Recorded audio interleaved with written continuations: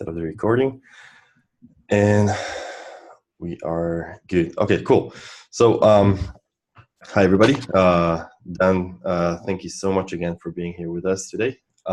We actually have people from literally all over the world. We have people from US, Europe, Asia, and here in Israel. And we are here today with Professor Dan Ariely, which is, I think, one of my own, well, he probably doesn't know it, but he's one of my mentors for everything we do online. And I'll be short on introducing you because everybody here knows you. For me, every time I get a chance to talk to people who are into online, whatever, e-commerce in specific, everybody who sells anything. So your books and everything you do, actually, your books, your interviews and everything are for me always like a must have and a must learn and follow. So once again, thank you so much for being here today. I know that you are my pleasure. Extremely busy, so we'll try to do it as precise as possible. I've been thinking a lot about what to ask you and what kind of things we can focus on, because literally I think everything you do is a must-have for everybody who sells anything or into business.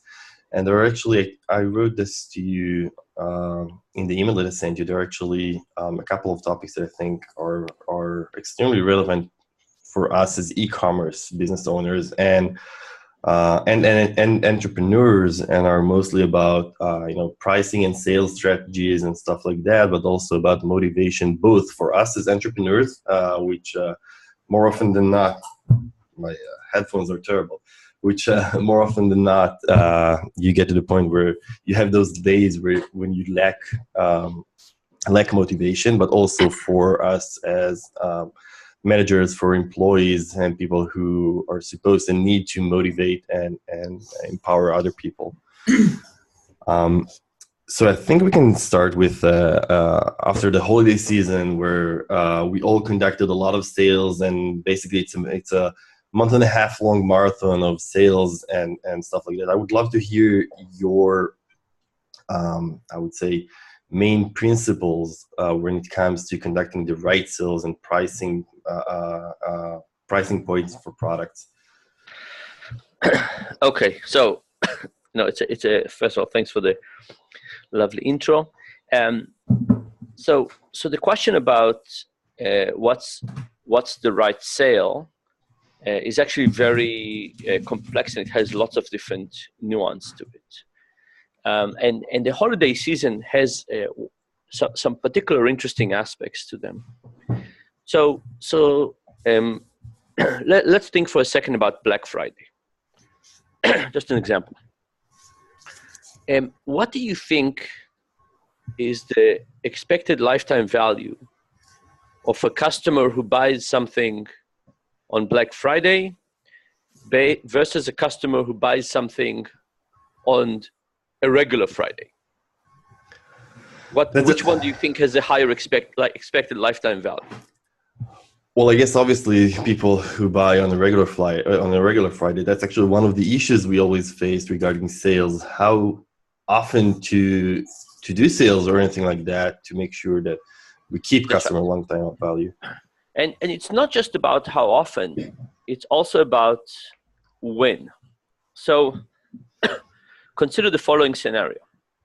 You and your significant other go on, every Tuesday you go out to dinner. And every Tuesday you go out to dinner in some average restaurant, you get an average priced bottle of wine. And one Tuesday you decide to go to a restaurant that is twice as expensive. The restaurant is twice as expensive. The wine is twice as expensive. What are the odds that on the following Tuesday you'll go to the expensive restaurants versus the cheap ones? Well, if it was on a regular Tuesday, there's a good chance you'll start upgrading your restaurant purchases in general. When it's on, if let's say Valentine's Day came on Tuesday and you did it on Valentine's Day, it will have no effect on your behavior. Now, all of this comes to this model we call self-herding, right? And self-herding is a model in which people think about their own preferences in the context of their past decisions. So somebody's saying, who am I? What kind of things do I buy? And because it's so hard to look deeply into our own preferences, we look into our past behaviors. And we say, I'm the kind of person who goes to an expensive French restaurant. I'm the kind of person who goes to a cheap Chinese restaurant. So whatever it is, and therefore we're more likely to do it. So to answer your question about discounts or sales, the first part of the answer is actually very complex, because it says what you really want to understand is, are you trying to get rid of something now, which is one model, or are you trying to create a repeated kind of behavior by a person, right? And if you're trying to create a repeated behavior in a person, it's a repeated behavior for what? It's a repeated behavior for the same product. It's a repeated behavior for the same outlet. Those are different issues. And now, only now you can start answering the question of what's the right discount.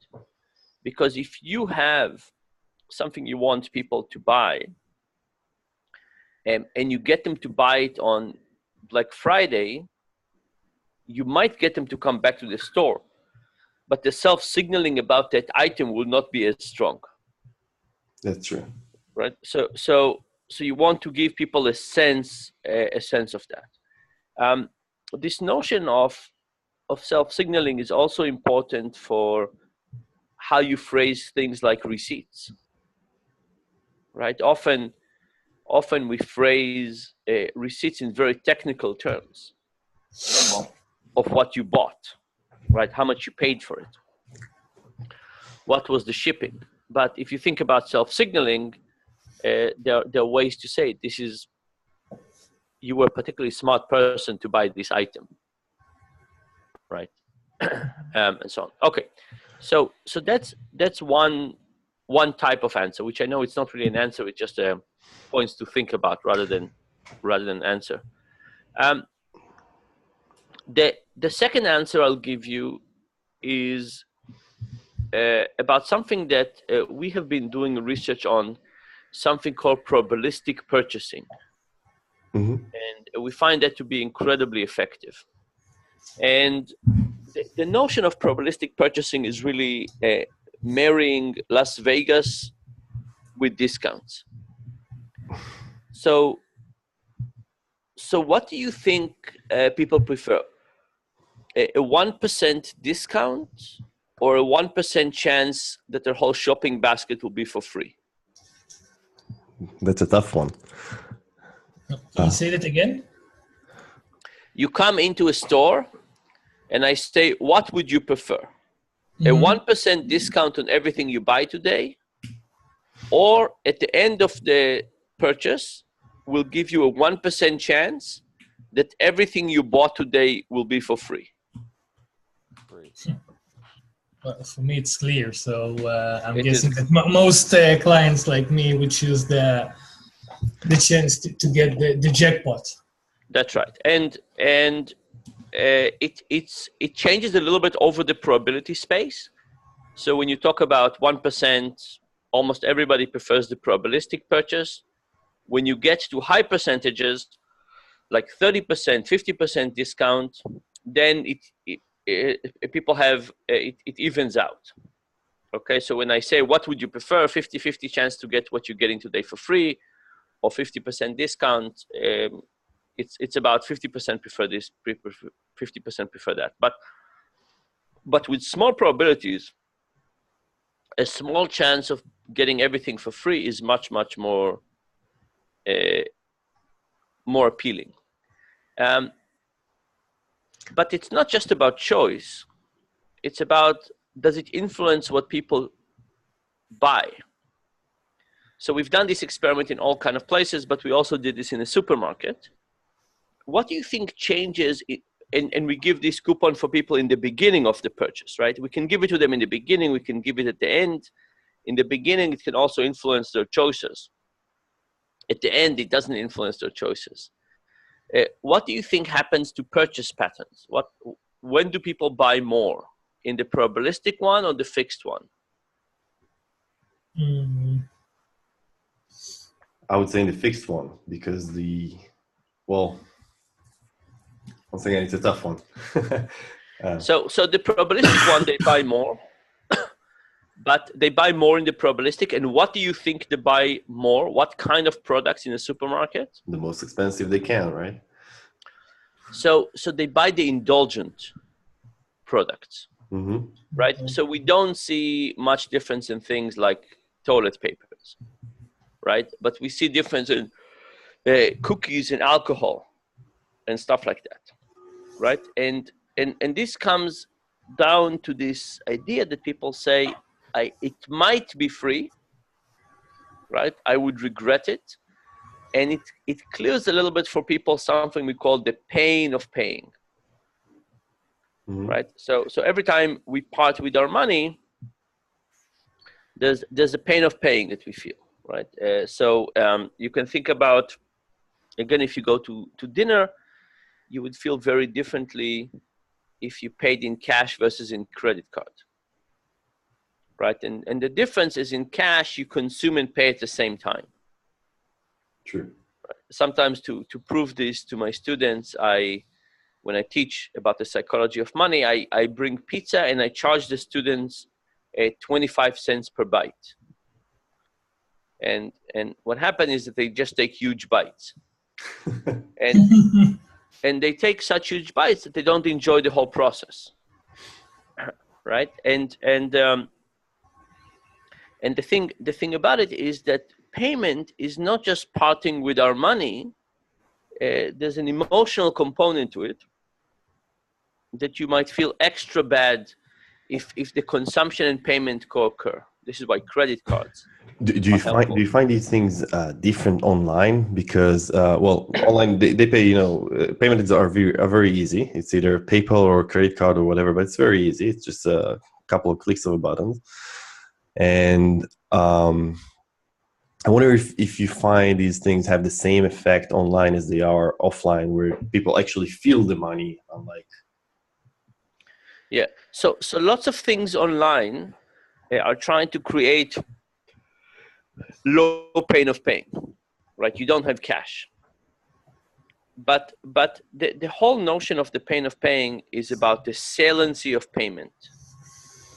And I think that even in your world, there's a different saliency of payment with things that are drawing our attention more and things that draw our attention less to it. So if you see the money, like for example, I think that if people pay with a prepaid debit card or with a debit card, there's more pain of paying. Makes sense.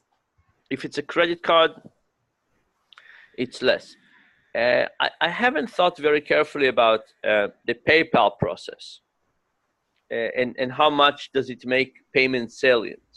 Well, I think it's pretty much similar to credit card, because people, even if they don't have money in PayPal, we just deduct it from their credit card that they have linked to the account. So it's pretty but if it links to directly checking, it's not the same.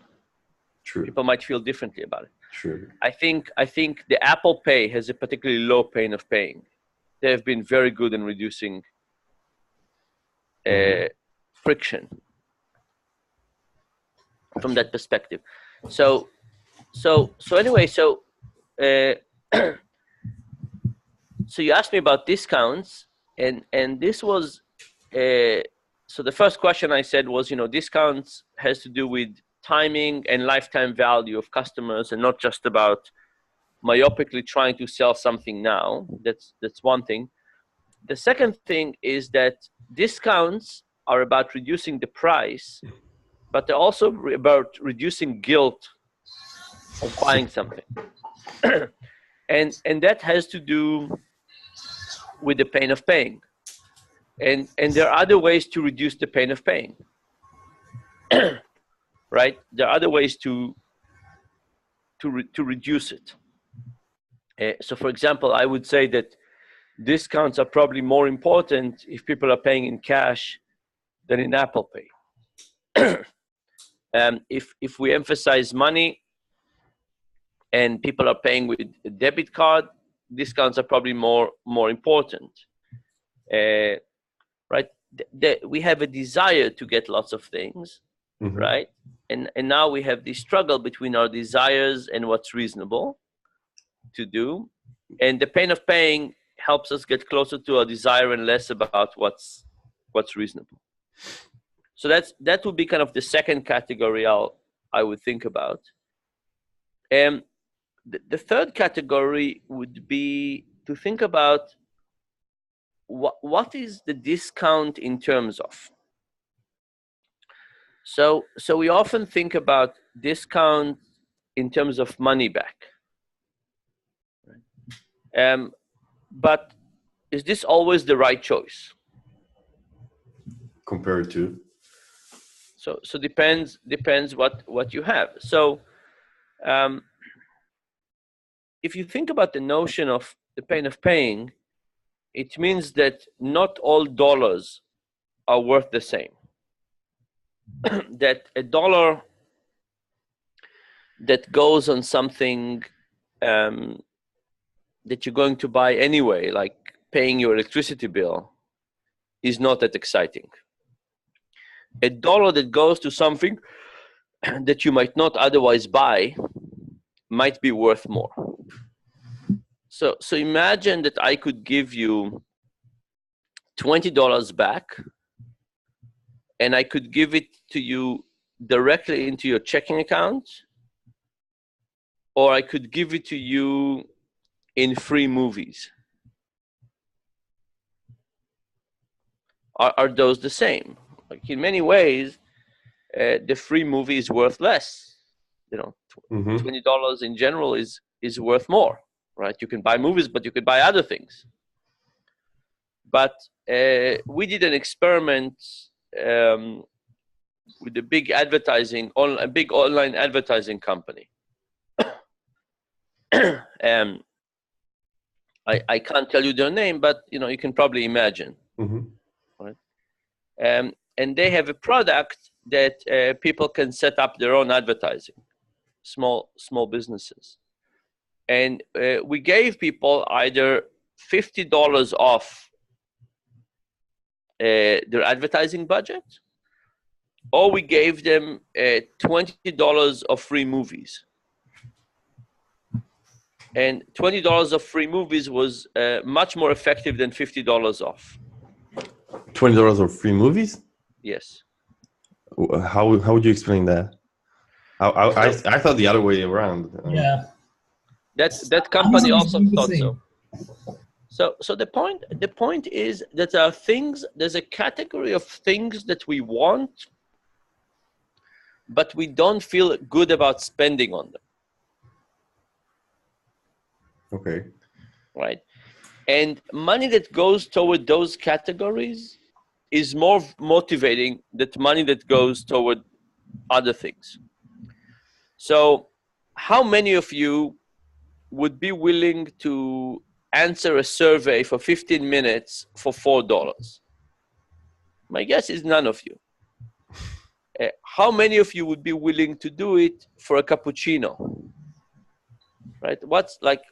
Unless you live in San Francisco, cappuccino and $4 cost the same. But why would you do something for a cappuccino? Because the fact is that $4 are just not as attractive, right? You say to yourself, I can buy anything with these $4 that's worth $4, but nothing specific comes to mind. It doesn't ignite your imagination. It doesn't create any craving. There's no wanting specifically. Whereas if I give you a cappuccino, if I show you a cappuccino, it's going to be very powerful. So implementing something like this into our operations online for selling physical products on e-commerce sites and so on, would you say that in some cases, giving somebody an extra treat versus giving them a discount would work better?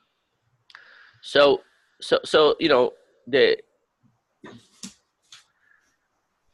yes, in general, if you find the right treat. Okay. Obviously. Right. So the idea is that the following: a discount, a percentage of discount, allow us to compare prices sometimes because other places do it as well. First of all, let's say what would happen if you didn't have the amount in percentage, but you had it in dollars. Instead of 10% off, you say get $8 back. Right? That's it's $80 product. Right? How would that look like? And then the other one is to say, what if I gave you something that is worth about $8? That is worth about $8, but I feel more difficult buying it, right? And you can ask the question of what is it doing to my desire to get this. And we often give discounts in money because they're easy, because money is the common good. Everybody likes money. You don't say, oh, money, I'm not interested. You write chocolate. There are some things, but I think there's a tremendous value in thinking carefully about stuff that people want but feel bad about. Would you say those, because you mentioned before that discounts might, when you talked about Black Friday and say that if you give somebody a discount on Black Friday, they might not necessarily come back because they purchase it just because of the discount, basically. Just because of discount, and they remember, right? So the self-herding model is important here, right? If people buy something on discount and later on they forgot that they bought it just before of discount, that's fine. But if somebody bought it on discount and they remember that they bought it on discount, the self-herding model is so they will basically always expect to get the discount. Would you say it has the same effect when you just give them a treat, basically?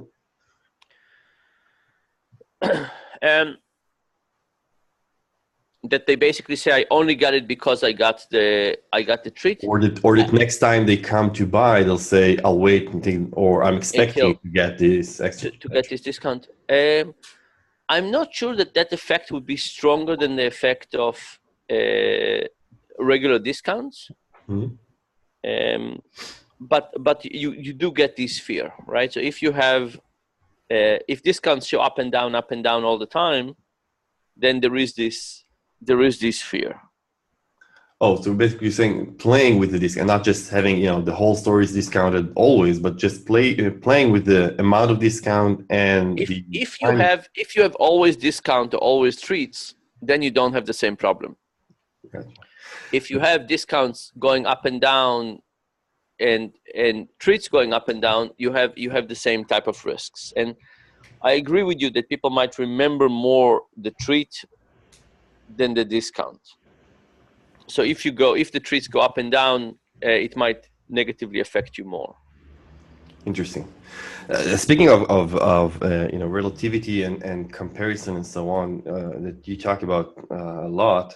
One of the things I think that we face online is actually that people tend to compare prices, and they're used to sites like Amazon or whatever, where they can scroll and see the same product basically, or similar product with different pricing models. But when they come on our sites, our standalone stores, basically standalone sites, one of the things we're facing is how can we help them compare pricing and make our product look sexier and more appealing to them without them leaving the sites to actually compare it to other things or to other similar products on other sites. I wonder if you have any insights about this thing on how to help people compare the monetary value of something without actually comparing the money amount of it. Yeah. So, excuse me for a second. No worries. So I think it's the issue is not so much comparing as much as confidence.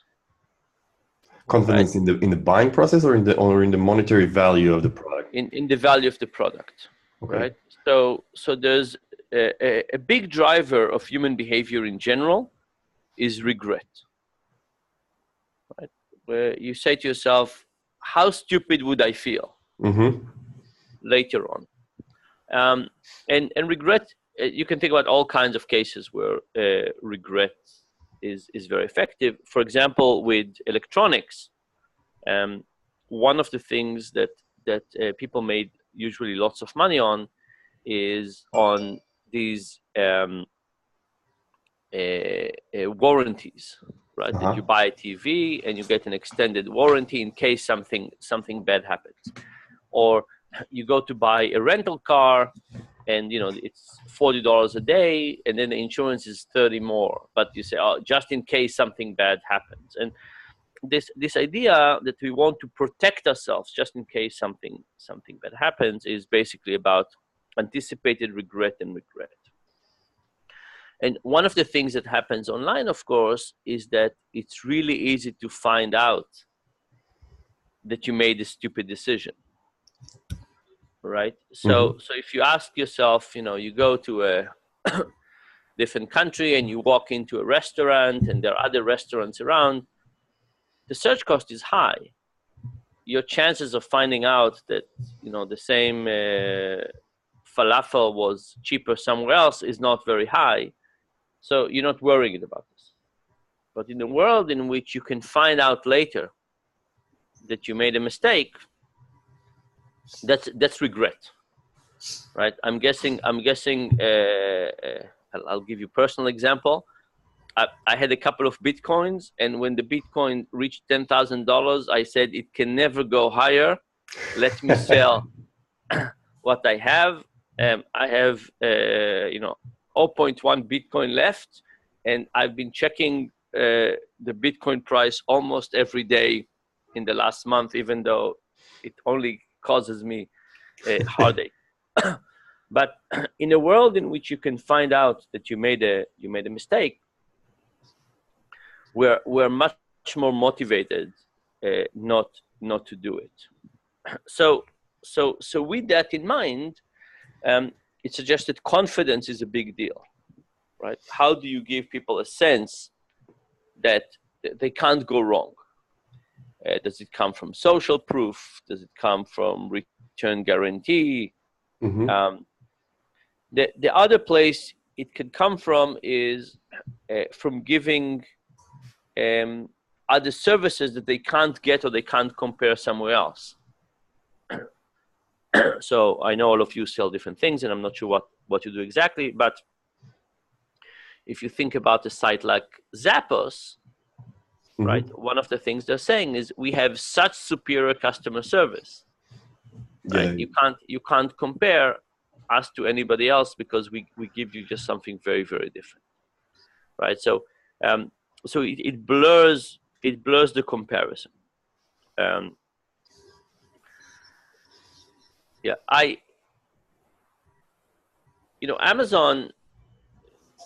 Amazon has done something very important with Amazon Prime, right? So let's think about that for a second. Amazon, by getting people to prepay for shipping, basically, think about what they've done. They basically take the most annoying part of the payment, right? The payment for shipping, and say, we'll make it pay one time. And the pain of paying doesn't increase linearly with payment, right? Paying 100 times $1 is worse than paying one time $100. But after you've paid it, the shipping from Amazon will be free, even though it's not always. And so in advance, you think it will be free. You ask yourself, where should I go shopping? And you say, there's one place I know that will be free. And then on top of that, you feel that every time you buy another time, you amortize your initial investment. Yeah, so right? It kind of like makes you feel like you have to go buy again. Otherwise, you just spend the money previously and you're not taking advantage of it. That's right. I'm getting a really good deal if I buy 20 times from Amazon, right? So it's a very, very clever model from that perspective. True. Okay. Okay. Oh, sorry. I want to say something else on regret. We mentioned lotteries. We mentioned this 1% chance that everything you will get today is going to be for free. Mm-hmm. There's something really interesting called regret lotteries. So think about the regular lottery. A regular lottery, you buy tickets, and if you buy a ticket, you get to, one chance to get $1 million. Let's say one chance in a million to get $1 million. Not that good, but let's say. Regret lottery is you give a lottery ticket to every citizen in the country, and they each have a number, and now they can pay for it or not. If they pay for it, then the tickets become valid, and you'll call them at the end of the lottery and you say, hey, your ticket won. If they didn't pay for it, you call them and you say, your ticket won. But it's not yours. Because you didn't pay for it, you're not getting the money. Mm-hmm. Right? And that turns out to be really interesting and very, very effective, because I give you a lottery ticket. So imagine that people come to your online site and you give them a number and you say, this number will call you in a week and will tell you, regardless of what you buy or not buy, and will tell you if you came up on our lottery. That's if you didn't buy anything, you're not going to get any money. That's actually a very interesting test to do, to give people when they land on your site. Just give them some kind of random number and maybe tell them the more you buy, the higher your chances or whatever, and then tell them, hey, you won basically, but if you buy something from the store, your number will become valid. That's right. So if you basically say, think about this notion of 1% chance that everything you bought will be for free, and you tell people, even if you don't buy anything, we'll let you know that you would have been the winner. Mm-hmm. Right? Holland, so I really don't like state-sponsored lotteries for all kinds of reasons, but Holland does something very interesting. They have something called zip code lottery. And what they do is they say, every week we'll sample one zip code in the country. Everybody in that zip code who bought tickets will get the money. And everybody in that zip code who did not buy the ticket will all of a sudden have rich friends who live next to them. And they basically get 100% participation because of that. Because it's one thing to know that you could win and have the regret. If your neighbors became richer, that's really annoying. Oh yeah. So I would say that confidence, regret, and differentiation are probably the tools. The other issue is, of course, the moment people leave the site and go somewhere else, they might get cold, mm-hmm. right? Their interest might wane. They might become interested in something else. It's not as if somebody wants a new computer gadget, it's just that gadget they want. They have other substitutes. Sure. Right. So the moment that they leave, you're losing some of your control. True. Actually, let me say one more thing on. We did a study once on very short discounts. So this was a site that we created at the university, and we sold things for about between $10 and $15. Pens, t-shirts, mugs, chocolate, stuff like that. And we tried exploding coupons. We said this coupon is good for the following X seconds. And we had a sand clock, and when it ran out, the discount went away.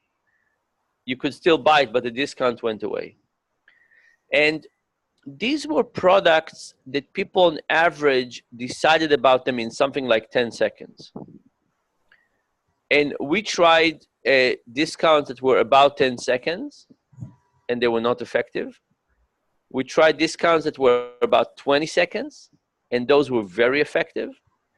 We tried discounts that were 40 seconds and longer, and they lost their effectiveness already.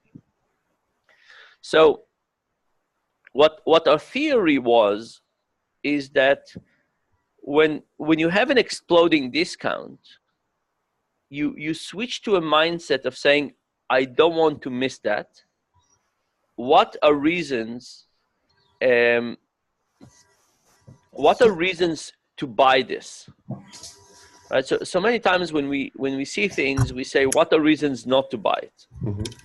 But if you have a limited time, what we thought was that people say, I don't have time to think about reasons for and against. Let me just think about reasons for.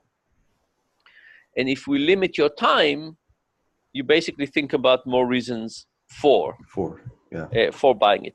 Now, if we give you infinite amount of time, you also get the reasons. You get to the reasons against. Mm-hmm. So I think it's interesting. So this experiment, was interesting, and for you, I think it'll be interesting to figure out if you give discounts and they're exploding. There's a couple of ways to think about exploding. Exploding to say buy today is just so you remember. If we say buy it in the next hour, it's so you do it now. Buy in the next 5 minutes is so you don't get to another website. But if you say buy it in the next 20 seconds, it's really about trying to mess with your cognitive process, right? How carefully do you have to evaluate that? Yeah, my wife did something similar when she told me you have 20 seconds to decide whether we get married or not. Very good. I only had to. That's interesting, actually. Cool. Anybody have any questions regarding this topic? Because I'm really. I want to know the person who's browsing on their computer this shopping site. What is? Mm-hmm. I want to know what they're browsing all the time. What are you talking about? Oh. The person with phone number 116143661. I have no idea what that is.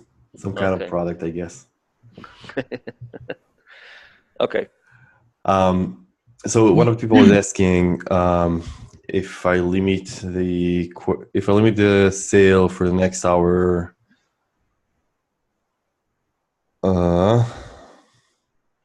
Okay, so it's basically saying if I limit the purchase for the next hour, the next customers will see it in a second time. Do you really mean that we should stand in that limit? So there were two. There's a couple of different reasons to give time limit, right? If you say it's for an hour, it's basically you don't want people to procrastinate too much, but within an hour they can go to another website and check it, right? So it creates scarcity. That's a good thing, and you're getting a call for action. If you're making it shorter, like 5 minutes, now it's hard to go to another website and really compare. So that's a different story. But in any case, I'm recommending that you do it for real, right? At the moment a customer comes in, you say we're giving you a special discount, and it's only lasts for the next 5 minutes. In 5 minutes, the discount will go away, or it will be the regular, not the extra discount will go away, and you show them a sand clock. And if you do that, now you want to take into account the real decision time to make a decision, right? So if you have a simple product like a pen, try to make it about at most double the amount of time that people need to make the decision. That's what we found from the study. You don't want to make it less than the time it takes to make the decision, because then people feel I didn't have enough time. So you want to make it slightly longer, maybe twice as much as it takes to make the decision. But if you make it too long, you don't mess the decision process itself. But I would do it for real. You want to let people decide, not think too much. That's right.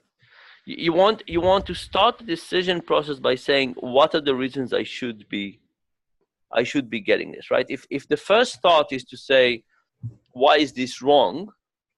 that's not a good process. If you can start by saying, why is this thing the right thing to do, then it's a positive thing. Obviously. Cool. Well, there are tons of things we can talk about regarding pricing and so on, but I'm really excited to speak. Let me mention one other thing. Sure. There's a term called implementation intention.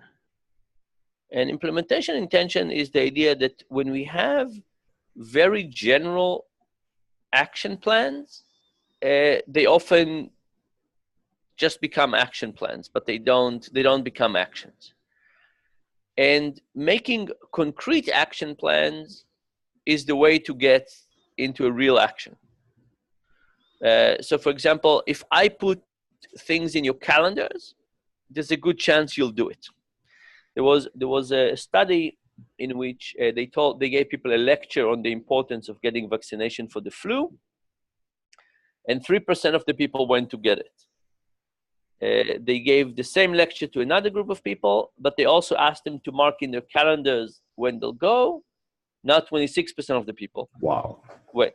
So the difference between 3% and 26% was not in the intention, it was, did you make a concrete action plan to get it? We did a study. This was a study in a small supermarket during lunch hour. In lunch hour, people would come and they buy a sandwich and a drink. On average, they would spend $6. And we gave people a coupon of the form, spend $8 or more and get $1 off. Right? So we were trying to push people to spend more, right? They usually spend $6, spend $8 or more, get $1 off. And we did lots of experiments on this type of a discount. But one of the things we did was we gave some people the coupon outside of the store, like 10 feet before they came into the door. And some people, we gave it to them once they got into the door, about 10 feet in the store. And the coupon was much more effective outside than inside. And why is it? Is it because before people came into the store, their actions, their plan was very fuzzy. I want something to eat. The moment they came in, they had much more concrete plans. They say, I want the turkey sandwich and the Coke. And the moment people have a concrete goal, discount doesn't affect them as much because they already have their plans. So think about this funnel of not knowing what we want and considering lots of possibilities, and that's an amazing place to influence people. Versus just having one goal. So you basically tell the customer, it doesn't matter what you buy, but your goal is to get more than $8. That's right. Your main goal. And you're not. That's exactly right. And you're not basically working against another goal, which is to say, I want this sandwich and this drink. Another thing we found is that when we asked people for their shopping lists, when they were outside of the store, they would give it, this was different hours, when people came to do the weekly shopping, they would give things in very general category. They would say like, I need toothpaste, or I need shampoo. But when they got in, they would say, I want Crest. So there is this funnel of having very, very general thoughts versus very specific. And you want to think about where people are in this general versus specific journey and whether your discounts are going to be effective. That's interesting. We actually did something similar following one of your articles or some interview I heard from you saying exactly these things. And what we did is we had one website where we were selling things that were a little bit higher ticket items, about $600 items. And we tried to get people on the phone to close the deal on the phone, and we let them either just tell them when do they want us to call them back, or actually schedule a call on a calendar, and then we could call them back where it's on their calendar. we found, I don't remember the exact numbers regarding how many people answered the call, but from those who answered the call, we found that those who put the call on their calendar converted almost 1.3 times better than those who just, wrote to us, call me here, call me on that time. It worked really well.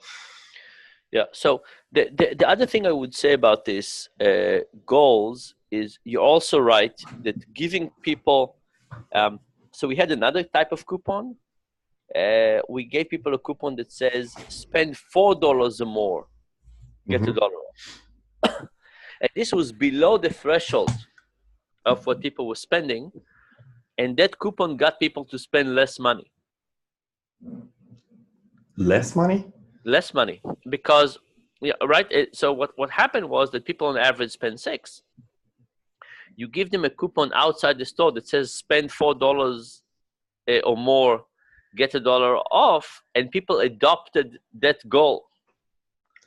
Gotcha. So even though we freed money, we were able. I mean, it wasn't good for the store, but you could redirect people's goals in terms of what. That's interesting. What they want.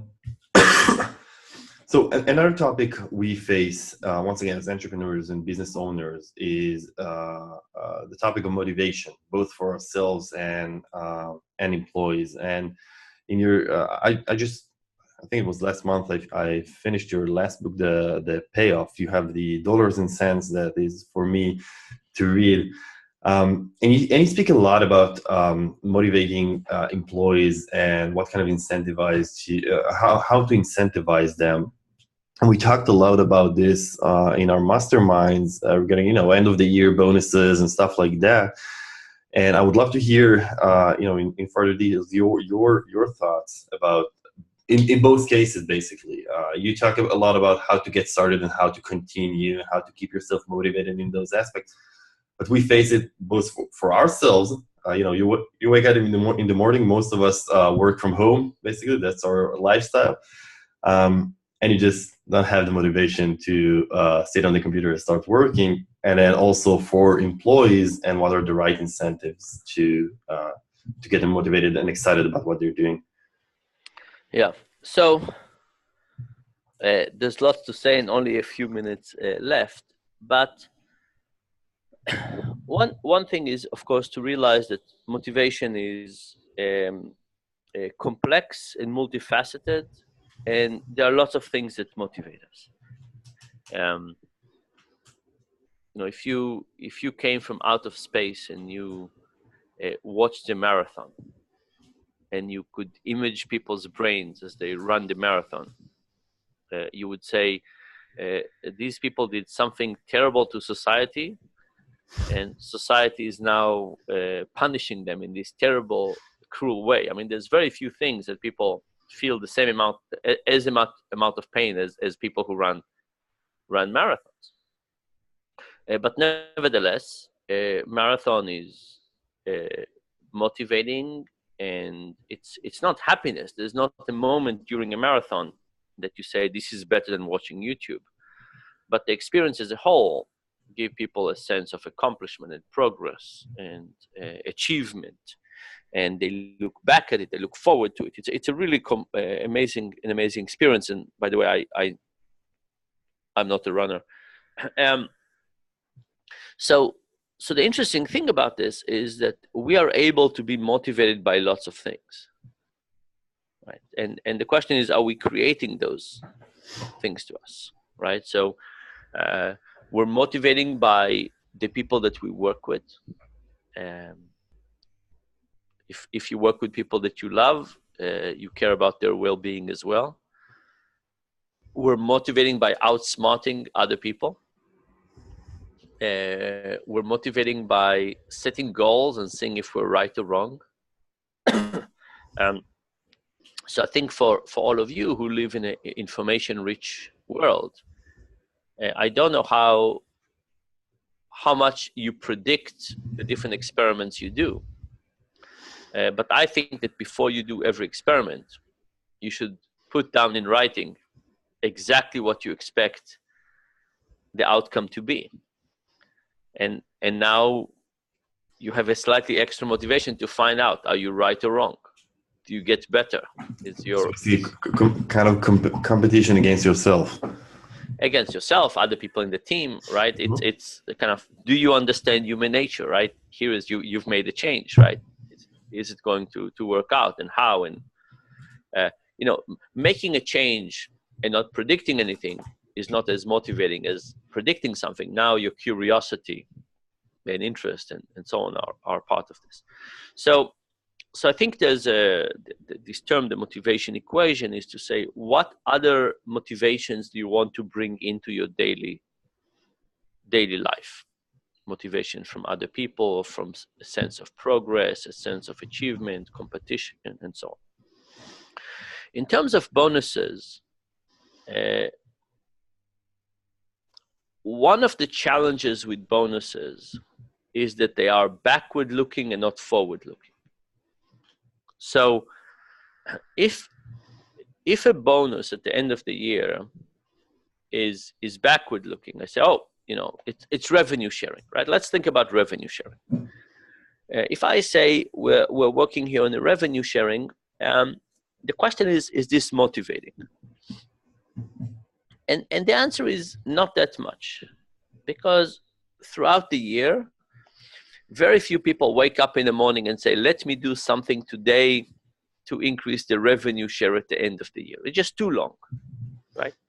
So it's not bad. I'm not saying it has zero effectiveness, but you can't have a revenue share model that you expect people to be excited from January to December. Now, if you have a revenue share model, people could work a little extra hard in November and December, right? So when it's getting close, but it's not going to change the whole year. Yeah. The whole year.